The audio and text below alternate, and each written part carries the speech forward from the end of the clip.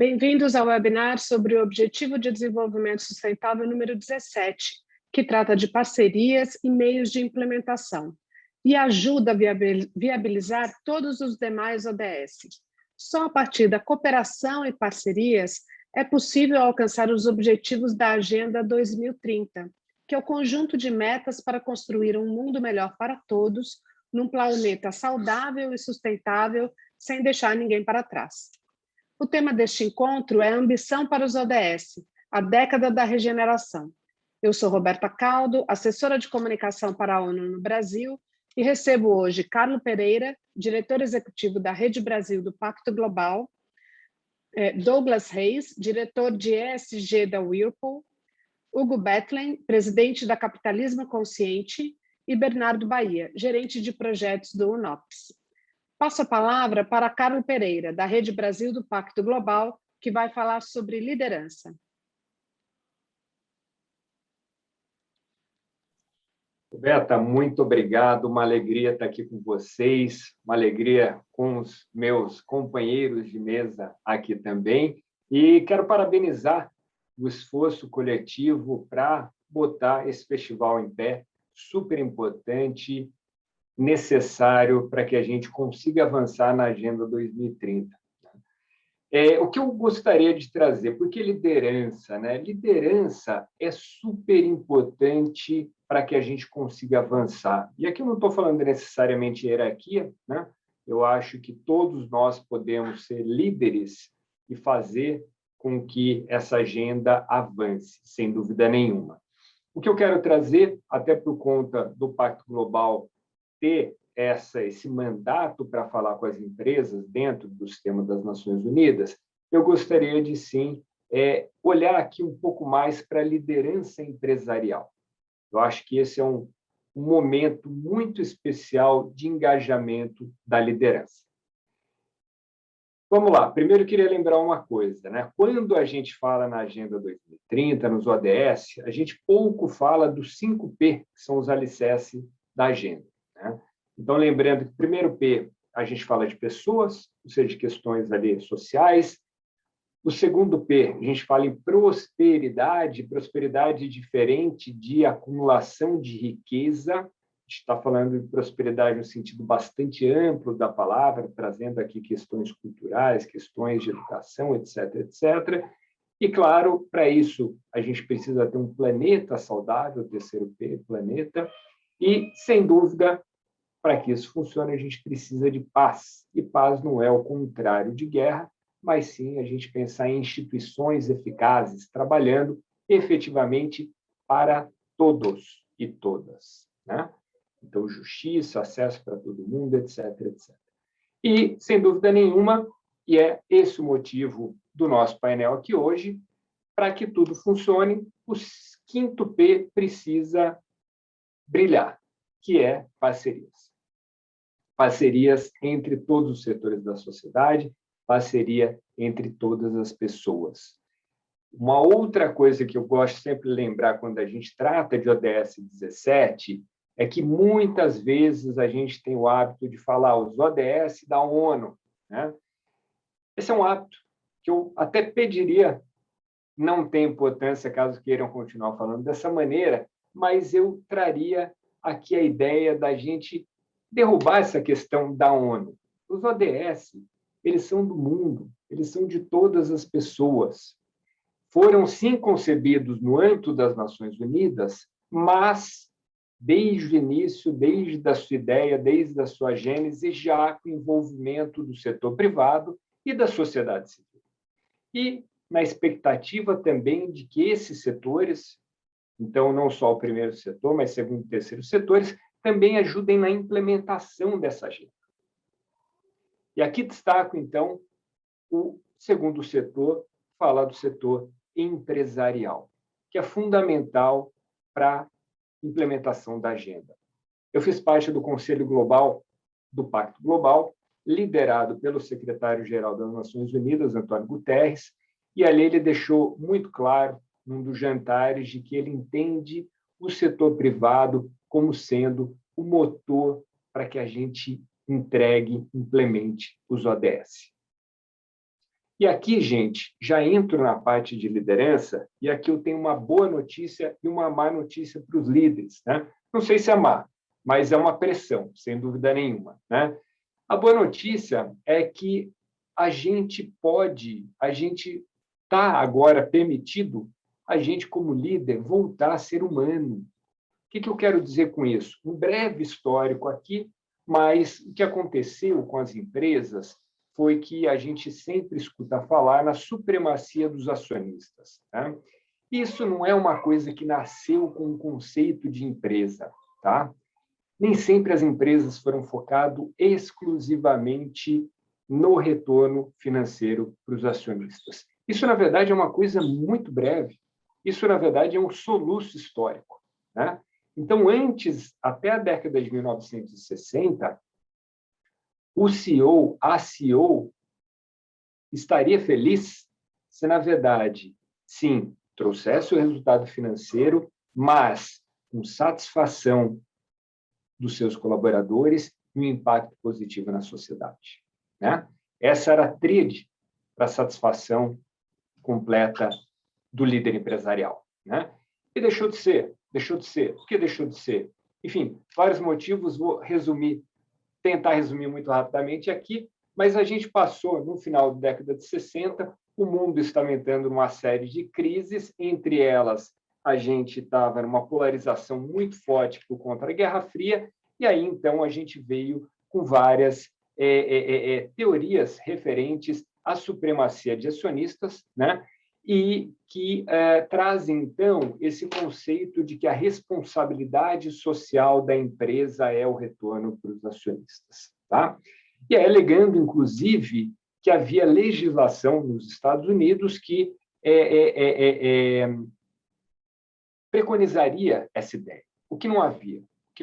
Isso era uma interpretação, mas uma lei apontada de 1919 nunca disse isso, era uma questão de interpretação para que coubesse nessa justificativa. Né? Então, aí sim, o mundo entra a partir, desde o artigo seminal na New York Times Magazine, de 1970, falando, então, da supremacia dos acionistas, o mundo entra, então, nessa fase da supremacia dos acionistas. Né?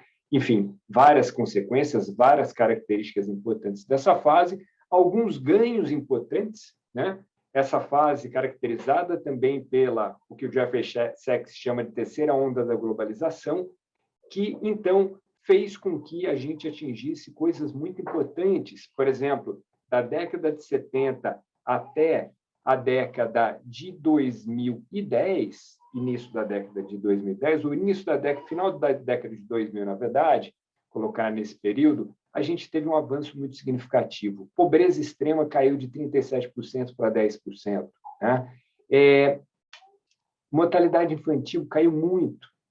Estados autocráticos, o número diminuiu muito. O número de bombas, de armas nucleares diminuiu muito também. Né? Fome diminuiu. Ou seja, a gente teve um ganho muito significativo, mas a um custo ambiental muito forte. Muito forte, né? E aí muito caracterizado agora por conta da mudança do clima. E aí, é claro, isso aí não era sustentável o jeito que foi feito, né? Isso aí vinha com muitas externalidades ambientais e também sociais, por que não? Principalmente por conta de multinacionais, né? Então, daí várias instituições se organizaram, as Nações Unidas foi uma delas, então o Kofi Annan demandou de que houvesse a criação de alguma instituição dentro das Nações Unidas para lidar com os líderes empresariais. Né? Foi, então, que, em 99, ele coloca o desafio no Fórum Econômico Mundial, que era mais ou menos assim: nós, das Nações Unidas, lançamos um desafio para vocês, líderes empresariais, para que juntos tenhamos um pacto global fundamentado em princípios e valores universais para darmos uma face mais humana ao mercado. Né? Isso, então, em 99, 2000 é lançado o Pacto Global. E aí o que acontece, gente? Em 2008, a gente tem o grande crash, né? A crise financeira, Lehman Brothers, etc. E ali, então, toda essa fase neoliberalista da economia mundial, ela pede a legitimidade. Ela pede a legitimidade. Alguns autores falam em que acaba. Não acaba, mas pede a legitimidade. E aí, então, retornam-se aquelas ideias de capitalismo de stakeholders. Então, por exemplo, a carta do Manifesto de Davos, de 73, ele já falava nos stakeholders. Não é tão diferente assim do de 2020. Mas, no entanto, essa ideia ela ficou congelada por muito tempo, né? Então, por isso que eu digo que os líderes agora, eu acho que voltam a sorrir, né? Porque a gente, como ser humano, é claro que a gente quer buscar outras coisas que não apenas o retorno financeiro. A gente quer fazer o bem para a sociedade, a gente quer fazer o bem para os colaboradores, a gente quer, claro, ter um impacto ambiental positivo, regenerativo. É claro que a gente, como ser humano, a gente quer isso, né? Mas a gente estava proibido como líder empresarial, né? Proibido no sentido de o mercado via isso de maneira até errada, né? E no próprio artigo que eu comentei do Milton Friedman, o início do artigo de 1970 era justamente atacando a GM, porque a GM, que era o maior conglomerado industrial do mundo naquele momento, estava pensando em estabelecer um comitê, vejam vocês, de partes interessadas para discutir meio ambiente e discutir segurança. Ou seja, o que são hoje nossos comitês de sustentabilidade, assessores de conselhos de administração, ou estruturas parecidas, né? Então, naquela época, a gente estava fazendo isso. Então, a gente entrou nessa idade média, eu diria, de trevas aqui, de não poder ser natural, ser humano e trazer o que a gente tem dentro da gente, né? Que é uma questão de legado, é uma questão de missão. Eu duvido que alguém tenha como missão na vida ter $1 bilhão, né? Isso aí não é tangível. Apesar de ser número, não é tangível, né? Porque você sempre quer mais. Eu tenho certeza que as pessoas, acredito muito no ser humano, têm como missão de vida, quer deixar como legado um impacto positivo na sociedade, né?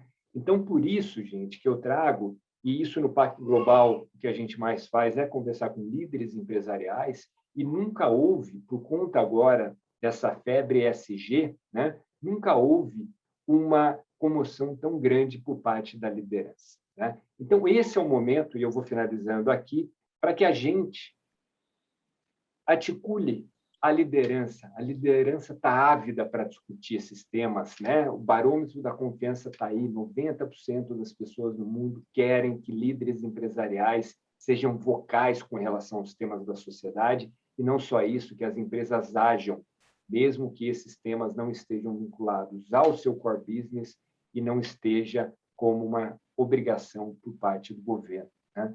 Então, a hora é agora, né? Se a gente reclamava que, a liderança, a gente precisa engajar, etc., etc., chegou a hora, chegou a hora.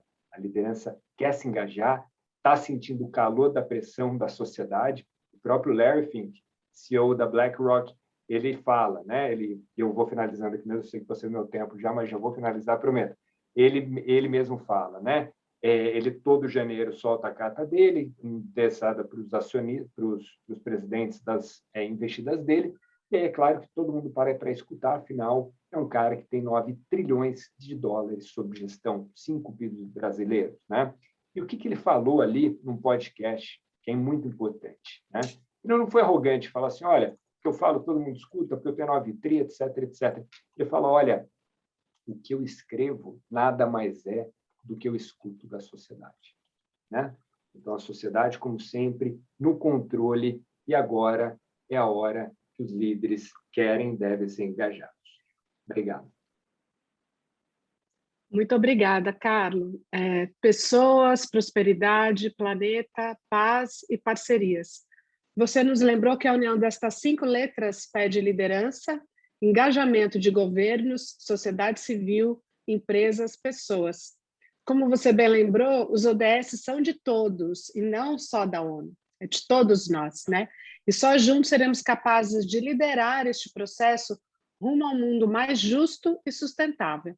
Lembrando das nossas humanidades, como você bem colocou agora no finalzinho da sua fala, né? Muito obrigada. Foram palavras bem inspiradoras, né?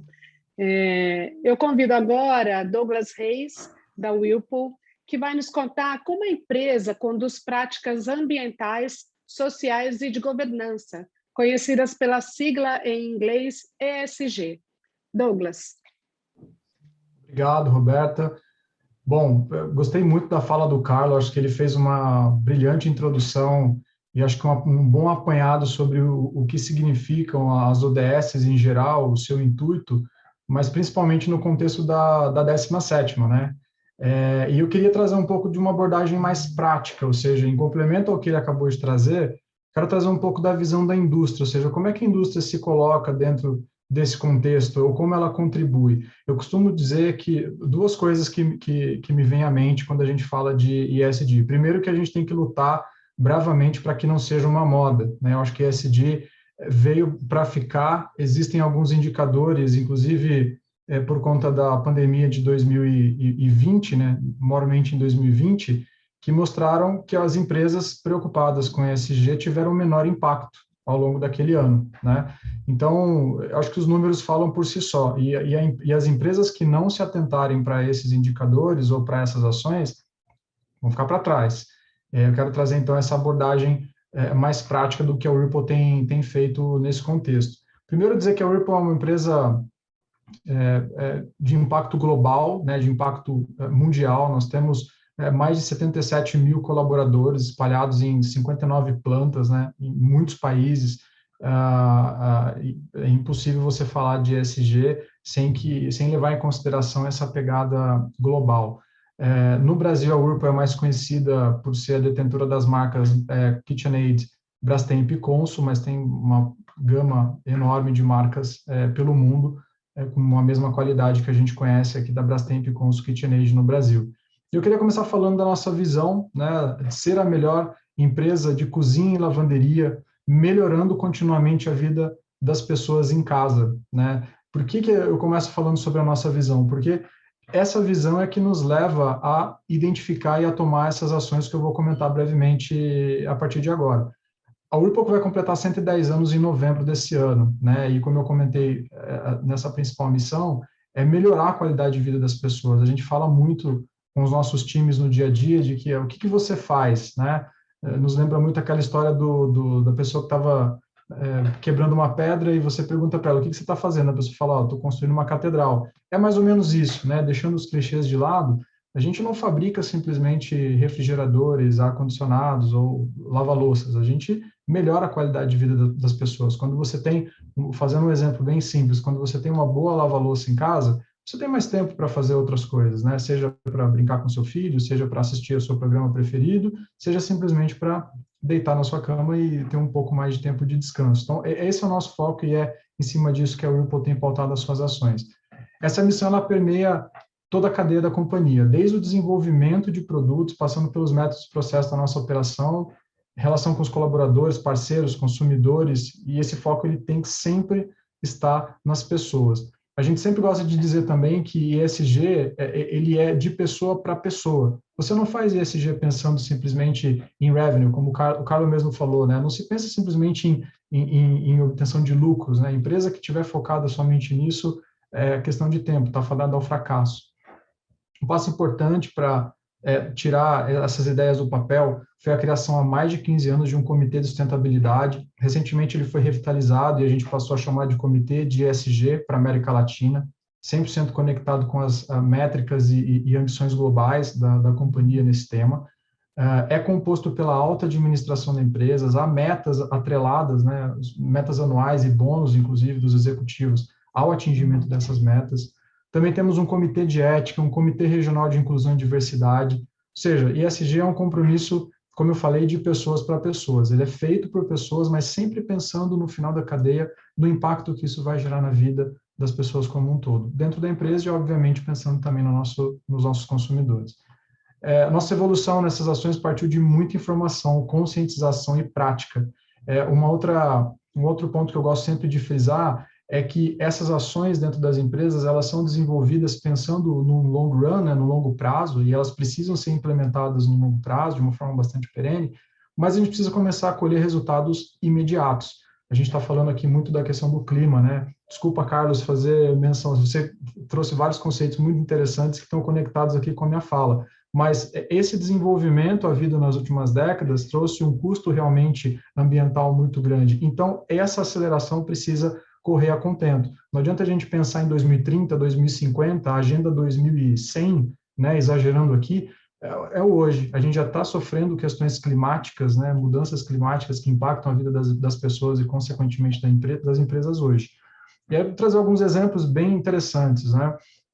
Há quase 20 anos, a gente criou o Instituto Consulado da Mulher, que é uma ação social da marca Consul, e atua na transformação social dessas pessoas, incentivando o empreendedorismo, particularmente feminino, né? Criando condições para que essas pessoas possam criar renda para suas famílias. Temos uma trajetória de mais de 10 anos em inclusão e diversidade, consolidando essa cultura inclusiva da URPA, como eu comentei, criação de vários grupos de afinidade, parcerias com empresas e instituições para a promoção dessa inclusão. Durante a pandemia, como eu comentei no ano passado, direcionamos mais de 10 milhões de ações ao combate ao Covid, ou seja, isso 100% auditado, isso a gente publicou muito pouco, porque não era essa a intenção da companhia, mas isso aconteceu, né? Criamos o PAI, que é o Programa de Assistência ao Empregado, suporte psicológico, financeiro, jurídico, gratuito, anônimo, 24/7, para todos os colaboradores e dependentes. Esse programa ainda continua, né, neste ano. Já na área de meio ambiente, a Whirlpool atingiu em 2015 a meta de 0 resíduos para aterro, ou seja, meta concreta, mensurável, incluindo os resíduos industriais e não industriais. A gente alcançou uma marca de 98% de recirculação de água no nosso processo produtivo, e isso nos levou a ganhar um prêmio recente da Agência Nacional de Águas com o nosso programa Gestão 360 da Água. Um dos nossos mais recentes compromissos, em 2021, nós anunciamos globalmente a meta de zerar as emissões de gases de efeito estufa em nossas fábricas até 2030. Como eu disse, né, até para não ser contraditório, a meta é 2030, mas as ações já estão sendo implementadas hoje. Redução de plástico, redução de combustíveis nas plantas, né, conscientização também dos nossos times de engenharia para o desenvolvimento de produtos mais sustentáveis, que utilizem menos plástico, que gastem menos água, menos energia, tudo isso já tem sido implementado pela Whirlpool. Um dos valores é a inclusão e diversidade, como eu comentei. E a ordem dessas palavras, ela traduz um fluxo que seguimos no nosso dia a dia também, acho que é muito importante mencionar isso, e nas nossas atitudes. A inclusão, ela antecede a diversidade. Nós precisamos incluir as pessoas de forma respeitosa e permitir que todas elas sejam autênticas para exercer o seu potencial. Então, a Whirlpool tem uma série de medidas para a inclusão dessas pessoas e promover realmente essa inclusão na prática, né, e não deixar apenas no papel. Ao longo dos últimos anos, acho que é bacana mencionar também que nós tomamos algumas medidas para avançar nas frentes de gênero, raça e pessoas com deficiência. A Whirlpool é participante do Pacto Global, é signatária do movimento Mulher 360 e do movimento He4She, amplamente divulgado, promovido pela ONU Mulheres. Nós também somos signatários do Fórum de Empresas e Direitos de LGBTI+.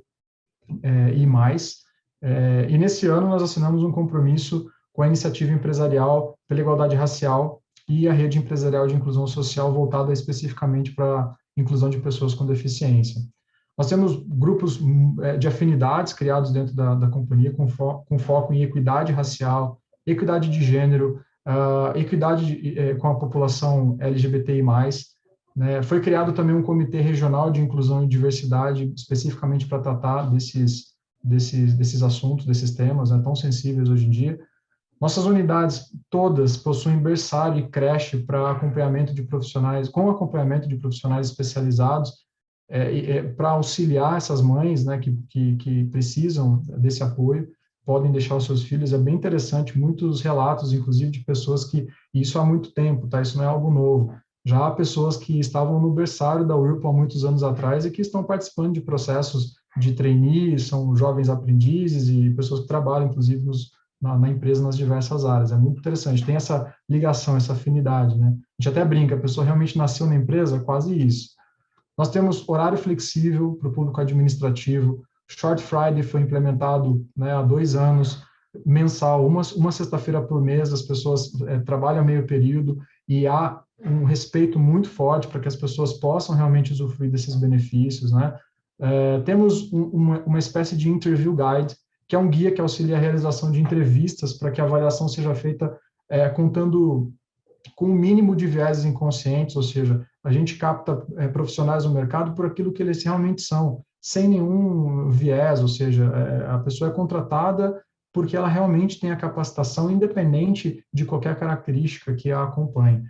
Com isso, hoje, resultados práticos, como eu comentei, né? Nós temos 49% dos colaboradores que são mulheres, 43% das mulheres nos cargos de gerência e gerência sênior. No último ano, 2020, 26% das nossas contratações em posições administrativas foram de colaboradores autodeclarados pretos ou pardos. Esse número é muito relevante. 63% dos trainees de 2021, o último ciclo que ocorreu recentemente, são mulheres, 63%. 36% são pretos ou pardos e 20% se identificaram como LGBTI+. Então, nós temos um programa super robusto e pode ser medido na prática, né? Por isso eu comentei, se faz uma visão ESG de futuro, mas você precisa começar a colher agora. E para finalizar aqui minha fala, eu queria dar um pouquinho de luz também, de novo, para a questão do Consulado da Mulher, que é um motivo de muito orgulho para nós. Essa ação social da Consul, desde 2002, ela contribui para a autonomia e desenvolvimento de mulheres por meio de capacitação focada 100% no empreendedorismo feminino, né? A iniciativa já assessorou mais de 800 mulheres em 23 estados do Brasil, começou em São Paulo, mas já se espalhou por 23 estados, e mais de 35 mil pessoas foram beneficiadas de forma direta ou indireta. Eu sou voluntário, inclusive, do Instituto Consulado da Mulher, e no ano passado nós tivemos algumas situações bem interessantes de mulheres que construíram seu próprio negócio, começaram a criação de renda e foram duramente impactados pela pandemia. O que nós fizemos? Reunimos a alta liderança da empresa, identificamos pessoas com potencial para auxiliar essas mulheres, pessoal da área de finanças, pessoal da área jurídica, né, para dar um boost realmente no negócio. E a gente tem cases assim fantásticos. Eu convido vocês a entrar no site do Consulado da Mulher e ver um pouco desses cases. Pessoas que no meio da pandemia dobraram, triplicaram o seu negócio, ou seja, transformando realmente a crise num momento de oportunidade. Poderia ficar aqui falando horas e horas sobre as diversas ações da Whirlpool, mas eu vou respeitar o horário e passar a palavra para você de volta, Roberto. Muito obrigado. Muito obrigada, Douglas. ESG, ESG, em português ou em inglês, não pode ser apenas uma moda, né? Não importa o sotaque que essa sigla tenha. A missão de melhorar a qualidade de vida das pessoas dentro de casa, com home office ou não, é realmente uma visão empresarial focada nas pessoas e não apenas no lucro. Prova disso é o programa PAI, a iniciativa Consulado da Mulher, para empreendedorismo feminino, e os exemplos de gestão sustentável para agora e não para depois. Muito inspiradoras as iniciativas de inclusão e igualdade de gênero. Douglas, quando a empresa pensa nos seus trabalhadores e colaboradores de maneira tão inclusiva, é uma demonstração não só de respeito, mas comprometimento com uma qualidade de vida realmente melhor para todo mundo, né? Seja dentro de casa ou no chão da fábrica. Muito obrigada mesmo. Com a palavra agora, Hugo Bethlen, da Capitalismo Consciente, que vai nos explicar como é possível fazer uma rede entre sociedade, empresas e governos para transformar o jeito de se fazer investimentos e negócio e, assim, diminuir a desigualdade. Hugo. Olá a todos, boa tarde, um grande prazer aqui. Ouvir o Carlos e o Douglas é extremamente gratificante, né? Porque nos traz um posicionamento sobre o Pacto Global e traz a prática, né, das empresas como a Whirlpool. Mas vamos resgatar um pouquinho para entender o que é capitalismo consciente. O que é capitalismo, né? Voltamos aí 240 anos, lá em Adam Smith, quando ele escreve A Riqueza das Nações. E uma nação naquela época não era mais rica que a outra por causa das suas reservas em prata, ouro ou agricultura, mas sim pelo grau de liberdade das suas pessoas. Liberdade para quê? Para poder empreender, para poder sair da pobreza. Então, a pergunta é, capitalismo é uma das maiores invenções e enorme fonte de prosperidade? E a resposta é sim. Veja tudo o que o próprio Carlos já trouxe em termos de quanto nós progredimos, quanto evoluímos, quanto diminuímos, né? Pobreza, quanto diminuímos a questão do analfabetismo, quanto aumentamos a renda per capita e, principalmente, quanto aumentamos a nossa expectativa de vida. Veja que se estamos nesse webinar é porque o capitalismo nos permitiu, por exemplo, criar plataformas a partir da invenção da internet, né? Que foi um movimento que o capitalismo trouxe para todos nós. E, sem dúvida nenhuma, trazermos em tempo recorde, as vacinas desenvolvidas para essa pandemia tão caótica que nós estamos vivendo. Por outro lado, a pergunta também é, ou será que é uma ameaça à beira de destruir o planeta e desestabilizar a sociedade? Infelizmente, a resposta também é sim, por causa de uma situação que foi causada na busca frenética por um aumento da riqueza e da acumulação infinita, já citadas pelo Carlos, né? Que nasce basicamente nos anos 70, e aqui não vem uma crítica velada, né, a Milton Friedman, mas quando ele faz o statement dele, que a única responsabilidade social da empresa é maximizar o lucro do acionista, ele não diz o seguinte: não faça isso às custas da dor, da miséria e do sofrimento de qualquer outro stakeholder, e que foi o que, nos últimos 50 anos, muitas empresas fizeram.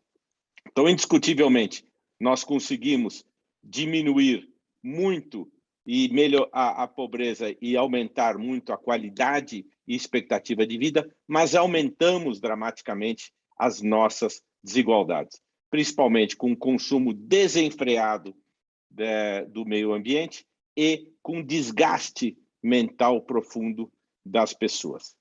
E aí nasce o capitalismo consciente, que no Brasil, como a Roberta já disse, existe para ajudar a transformar o jeito de se fazer investimentos e negócios no país para diminuir as desigualdades. Quais são? Todas as que, inclusive, o Douglas citou: de raça, de gênero, de orientação sexual, de deficiência física ou intelectual, de remuneração e até de condições de trabalho.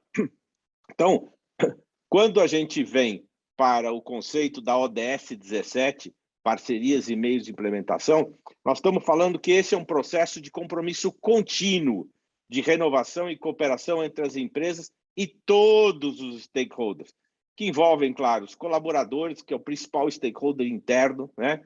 Os clientes, o governo, as ONGs, os acionistas, a comunidade e os investidores. É uma grande rede de impacto positivo. Mas nós temos muita crença que os negócios que efetivamente vão transformar a sociedade. Apenas os negócios têm o poder e a força de gerar essa transformação no mundo, desde que sejam bons quando cria valor, sejam éticos, porque são baseados em troca voluntária, sejam nobres, porque elevam a nossa existência e, principalmente, sejam heróicos, porque tiram as pessoas da pobreza, gerando prosperidade.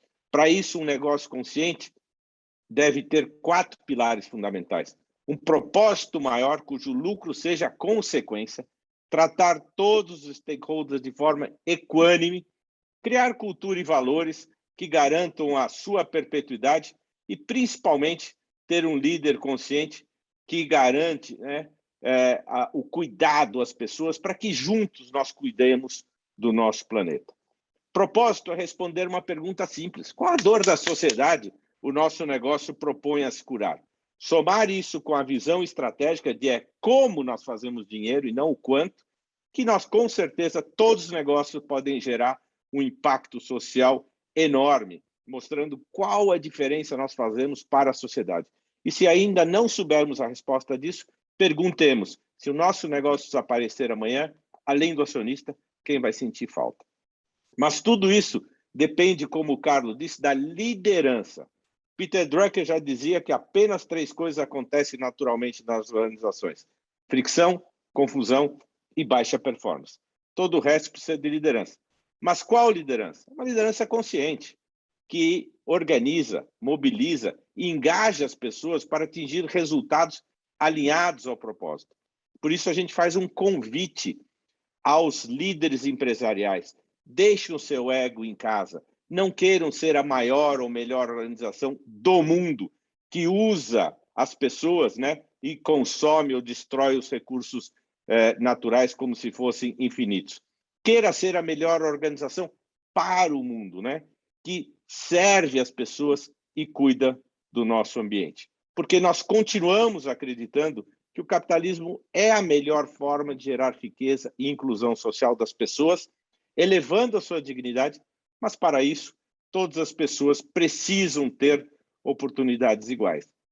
E tanto os líderes como os negócios têm que pensar naquilo que Dalai Lama disse. Nosso principal propósito nessa vida é ajudar os outros. E se você não puder ajudá-los, pelo menos não os machuque. Muito se fala de ESG, e aqui, Roberto, eu tomo a liberdade de trazer uma simplificação de não falar ESG ou ASG, e sim ESG como ecoambiental, social e governança. Mas apenas empresas que tenham uma orientação para stakeholder podem ter a ousadia de querer evoluir e trabalhar nos pilares ESG. Por quê? Porque se eu olhar apenas o umbigo e o retorno maximizado do acionista, para que eu vou me interessar em cuidar das pessoas e muito menos do meio ambiente? Mas o que é o tal famigerado ESG? É sobre como manter o equilíbrio entre proteger o meio ambiente e garantir o progresso social e gerar resultados econômicos positivos com ética e transparência.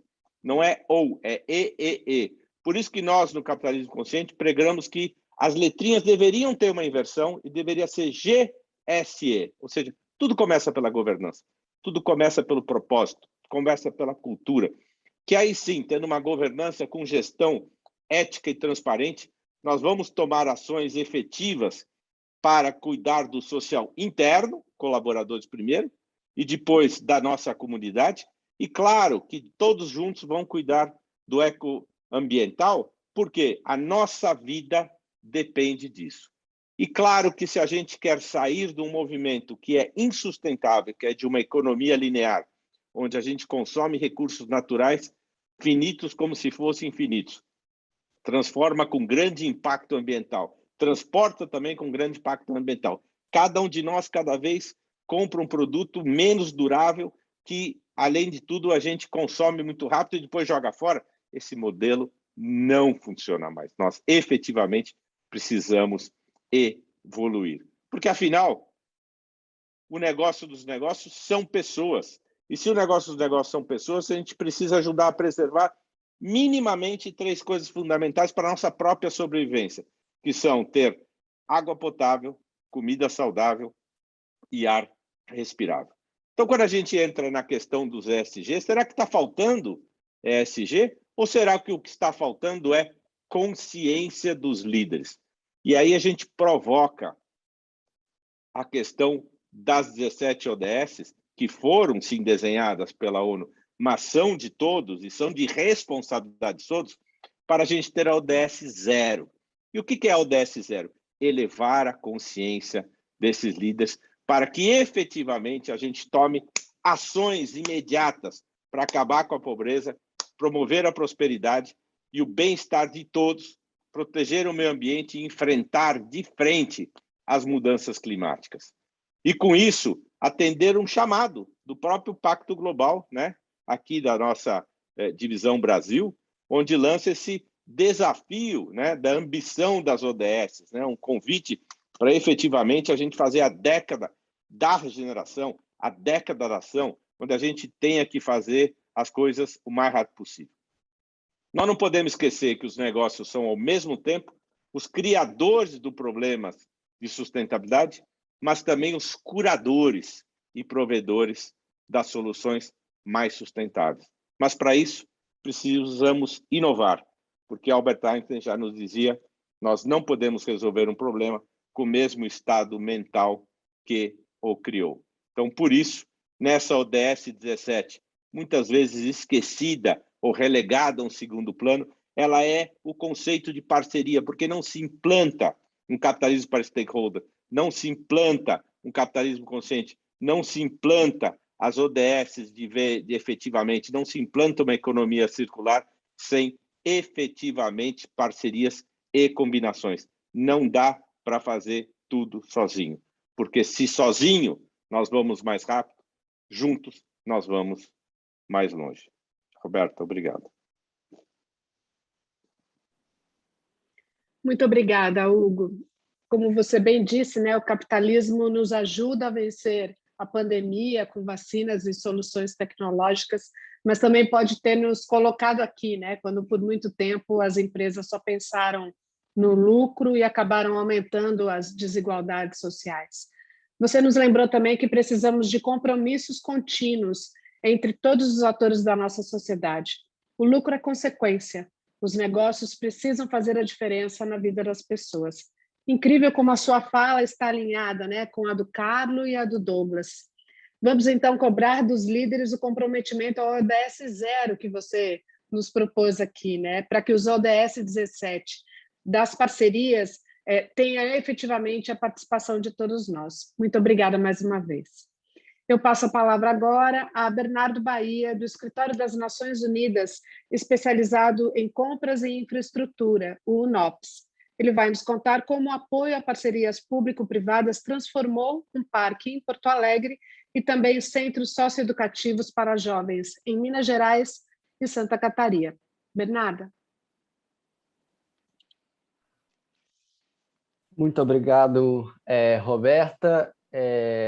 Eu acho que, começando um pouco esse nosso bate-papo, escutando aí Carlos, Douglas, Hugo, e algo que a gente está falando de parcerias, o ODS 17 fala de parcerias, e escutamos o setor privado, né?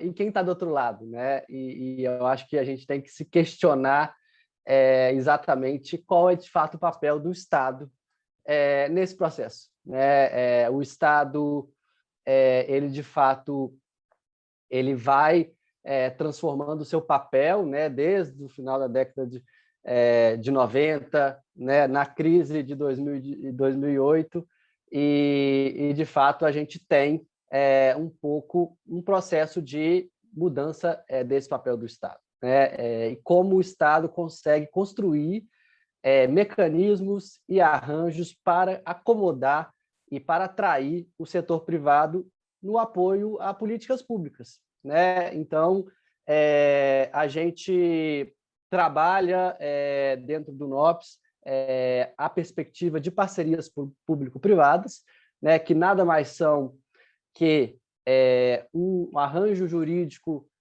em que, por meio de uma delegação de funções, delegação de responsabilidades, o setor privado passa a executar, né, políticas públicas em nome do Estado, né? E o Estado, que papel tem em todo esse processo, né?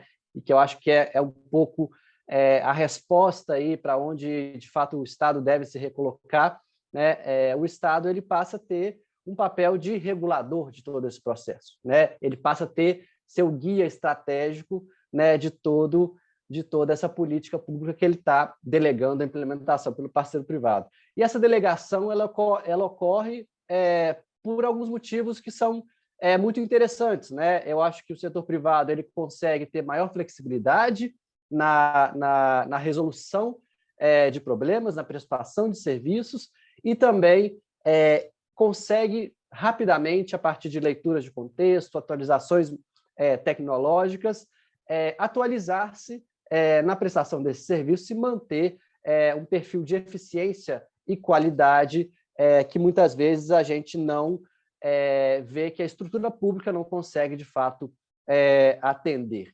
Então, quando eu falo de parcerias público-privadas, concessões, né, a gente pensa, nos primeiros exemplos, né, pensamos em rodovias concessionadas, pedagiadas, pensamos, talvez, em aeroportos, né, que são concessionados, mas a gente pode trazer esse mesmo modelo para outras políticas públicas que têm um impacto social muito maior, como, por exemplo, infraestruturas urbanas, né? Então, nessa linha e nessa toada do ODS 17, né, que é um ODS meio, né, um ODS que de fato vai impulsionar a promoção dos demais ODSs, e não só por meio da iniciativa privada, né? Acho que vale também fazer todo essa parte que o ODS 17 ele também abre espaço para a cooperação Sul-Sul, cooperação Norte-Sul, né, a cooperação para o desenvolvimento, mas por meio da iniciativa privada, né, a gente consegue de fato impulsionar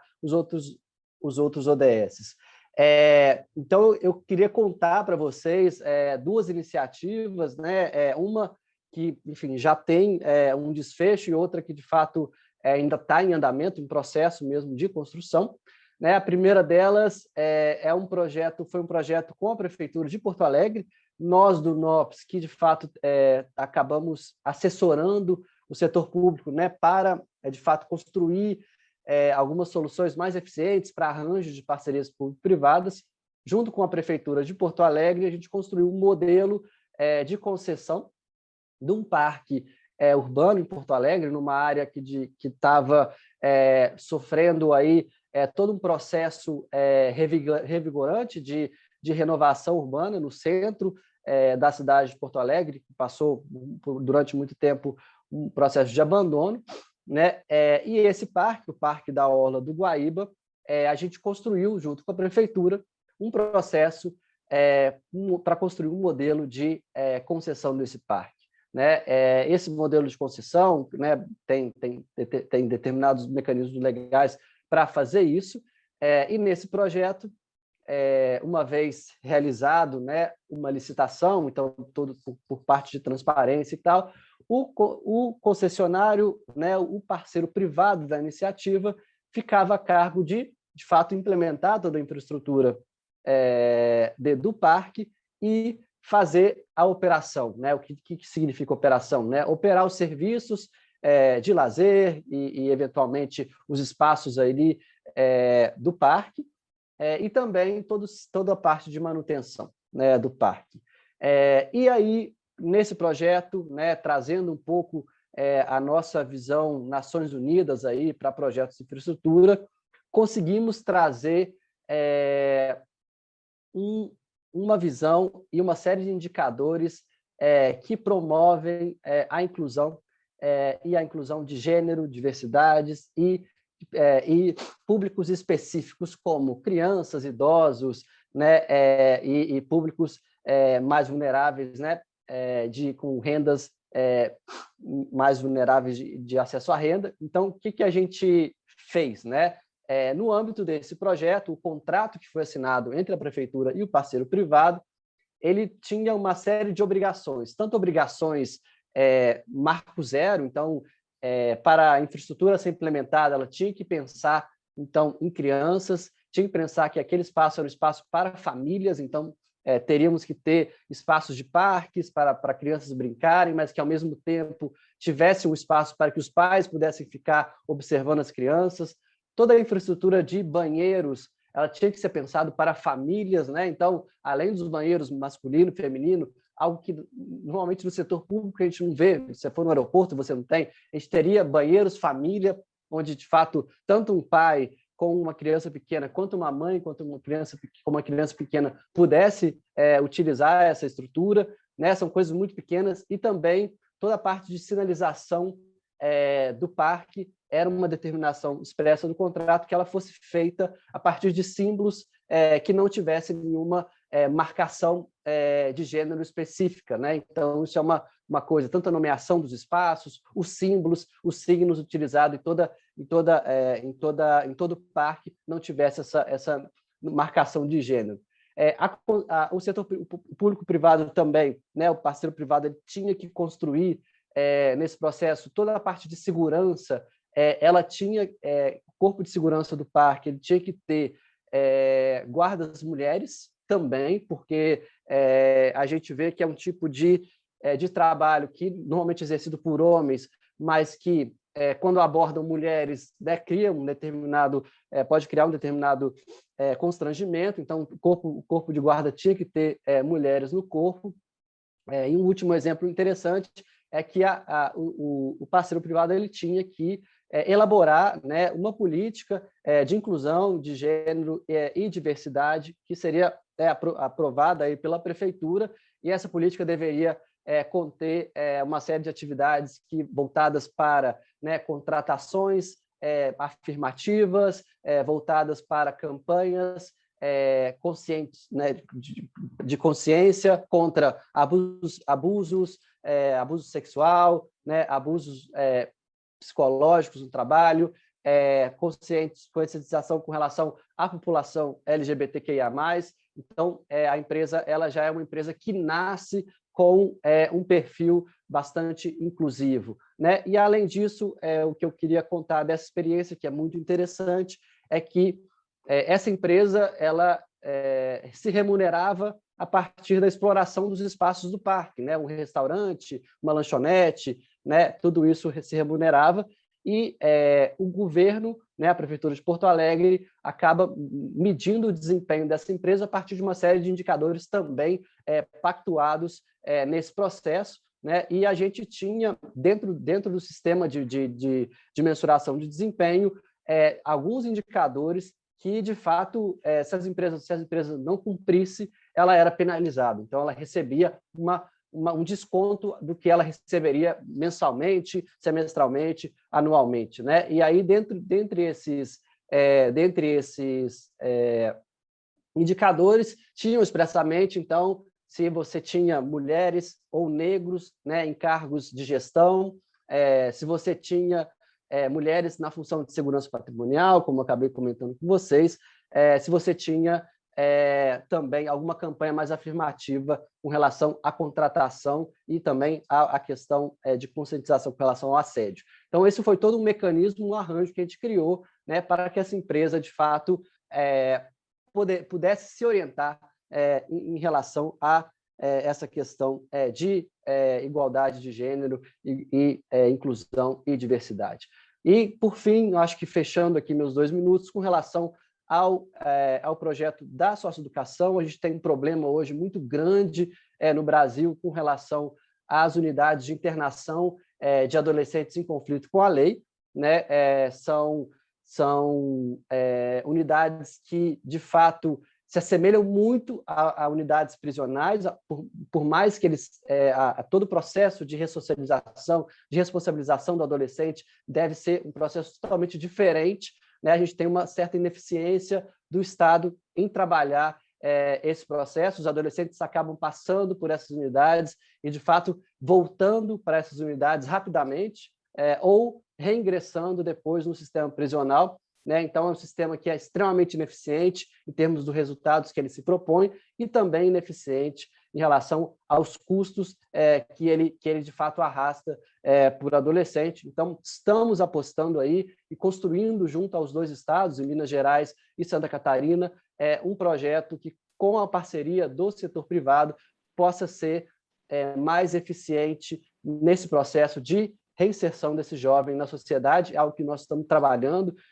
De fato, estamos agora em visitas técnicas aí para construir algo que seja, de fato, inovador e também qualifique os serviços para os adolescentes. Então, acho que é um contraponto e é uma visão um pouco que traz um pouco o papel do Estado, a interação do Estado e o setor privado na promoção das políticas públicas e, por conseguinte, na promoção dos demais ODS. Muito obrigado.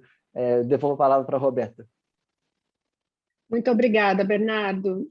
Você nos mostrou que, além do setor privado, a gente precisa também que o Estado busque parcerias, né, para o apoio às políticas públicas.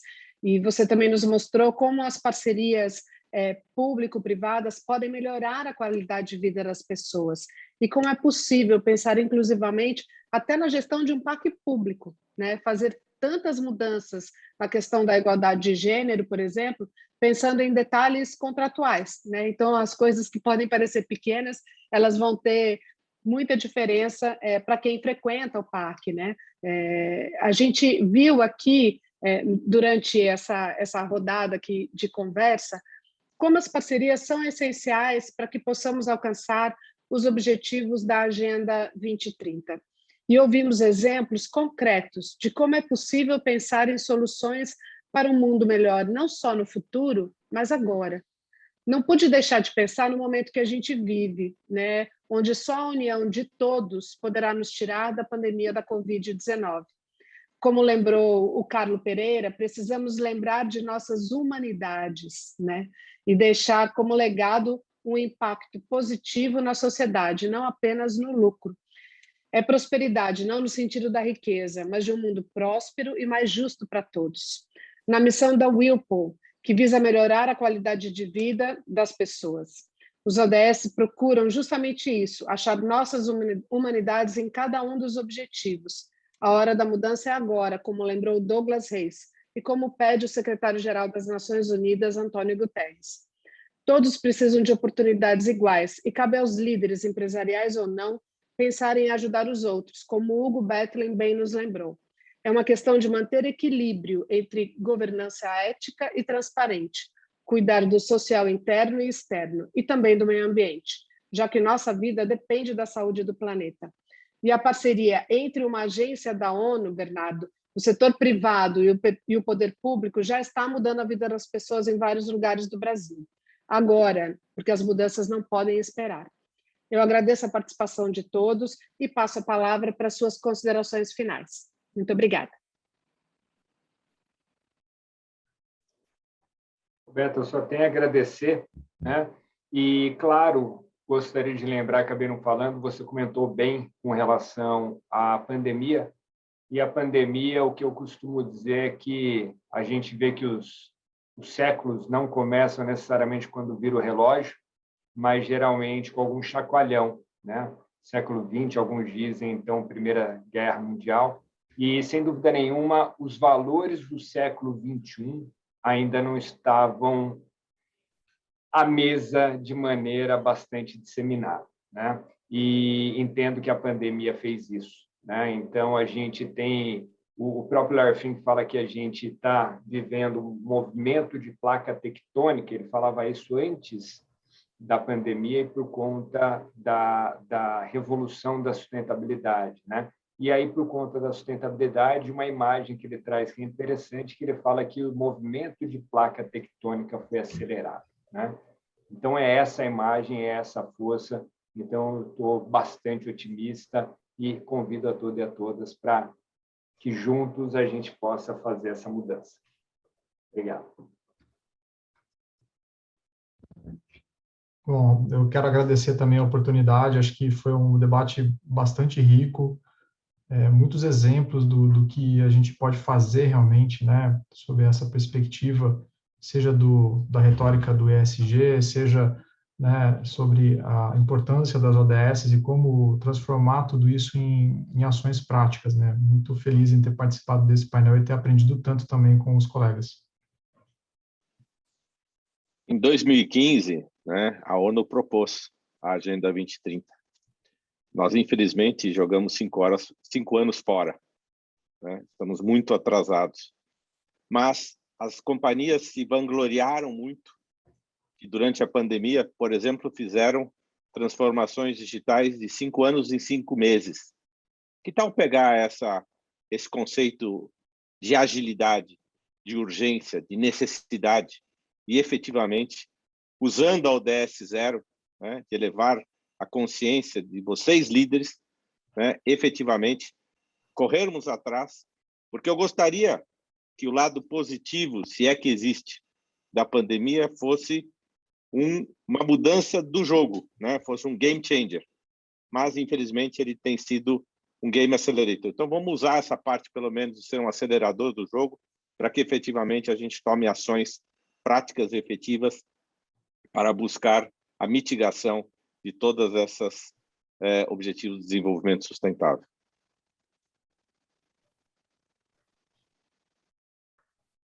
Queria realmente agradecer e foram falas muito interessantes. De novo, Carlos, Douglas, Hugo, Roberta como mediadora, e deixo aqui também essa provocação, como, então, fazemos com o Estado, aonde colocamos o Estado nessa história. As empresas têm um papel também muito importante nesse processo, e tentei mostrar aqui como as parcerias público-privadas podem ser uma possibilidade. Eu acho que é uma opção, um caminho, uma possibilidade, mas eu acho que os colegas trouxeram aí visões muito interessantes. Muito obrigado. Boa tarde.